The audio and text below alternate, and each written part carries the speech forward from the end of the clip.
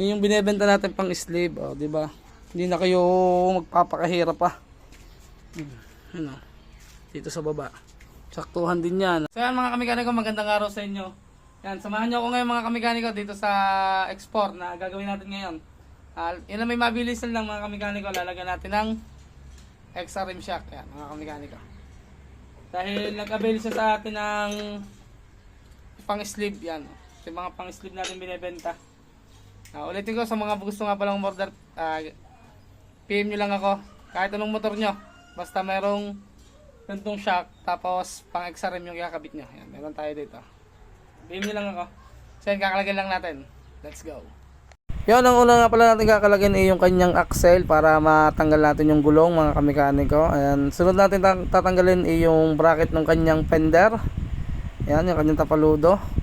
Tanggalin lang natin, meron lang yung alin 5 mga kamikaniko, 4 na piraso. Mahuhugot na natin yan. Ayan, sunod naman natin tatanggalin ay yung kanyang bracket ng kanyang headlight. Tanggalin muna natin yung dalawang 12mm magkabila na tornilyo. And meron nga din palang 4 na pirasong alin 5 yan mga kamikaniko. Ayan, magkabila tig dalawa. Tapos mga kamikaniko, yun nga pala yung gomang yan, aalsin na rin natin yung gomang itim, yung pinakapalaman. Gagawin natin, hindi na natin lalagyan para mas malinis tingnan mga kamikaniko. Pagka natanggal na natin mga kamikaniko, sunod naman natin yung dalawang number 17 sa ilalim, sa butterfly, and doon sa taas. Yan, tanggalin na lang natin yan. Tapos nga pala mga kamikaniko, pagka medyo magalit siyang tanggalan, lagyan nyo lang ng kalang yung kanyang pag-ita ng butterfly para matanggal agad. Lagyan nyo lang ng flat screw. Yan, gaya ng ginawa natin. Yan, nakalagkalag na natin mga kamikaniko. Ngayon naman i-install na natin yung shock. Pero kung bago kayo mag-install, kailangan nyo ng ganito. Yan, yung pang sleeve na binebenta natin. Yan, install natin. Tulong ko kayo para mag-install nito. Tara, hindi nyo ako. Dito muna tayo sa baba. Lagay nyo lang ganyan, baby. Para malaman ilagay, lagyan ng flat screw. Lagi ko sinasabi yan sa mga nabili. Lagyan ng flat screw para malaman ikabit. Tapat lang natin, make sure lang na tapat natin para maganda. Tapat natin sa contail. Basta kayo maglalagay ng extra rim shock, kailangan nyo ng ganito. Kuha pa tayo sa flat screw para sa ibabaw.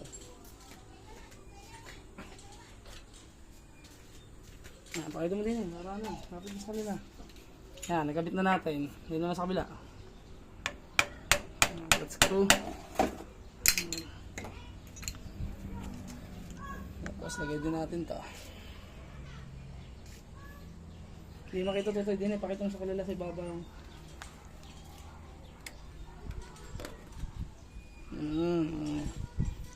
Kita ba nila? Dito pakita mo nila dyan. Pakita mo yan, ikabit na natin, no? Yan, bago nyo isalpak yung pang extra rim na siya, huwag nyo tatanggalin yung flat screw para malabay. Diba? Pag sisikipan kayo, baon nyo lang yung flat screw.